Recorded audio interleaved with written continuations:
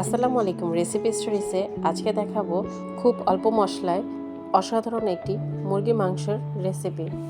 এটি খেতে স্বাদে ও গন্ধে দুটোতেই অতুলনীয়। একবার হলেও বাসায় ট্রাই করে দেখবেন।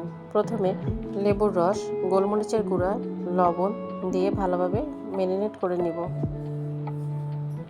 তারপর একটি প্যানে বাটার দিয়ে দিব। বাটারটা গলে গেলে এর মধ্যে দিয়ে দেব পেঁয়াজ কুচি। তারপর এটাকে হালকা বাদামি করে ভেজে নিব। এরপর আদা রসুন বাটা দিব। তারপর দিয়ে দিব মুরগি মাংসগুলো। তারপর হালকা নেড়ে এটিকে হালকা ভেজে নিব। এর মধ্যে দিব টমেটো কুচি, গোলমরিচের গুঁড়ো, পরিমাণ মতো লবণ, দিয়ে দিব কাঁচামরিচ আর আলু দিয়ে এটাকে ভালোভাবে নেড়ে নিব। তারপর ঢাকনা দিয়ে ঢেকে দিব। ঢাকনাটি খুলে দিয়ে দিব গাজর, লিকুইড দুধ।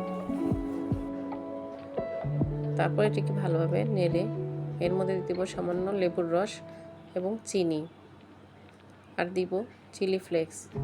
সবশেষে দিয়ে দিব ঘি। এটি ফুটে আসলে আমরা এটিকে চুলা থেকে নামিয়ে নিব। যারা কম মশলায় মজাদার রান্না চাচ্ছেন তাদের জন্য এটি হতে পারে একটি খুব চমৎকার রেসিপি। আল্লাহ হাফেজ।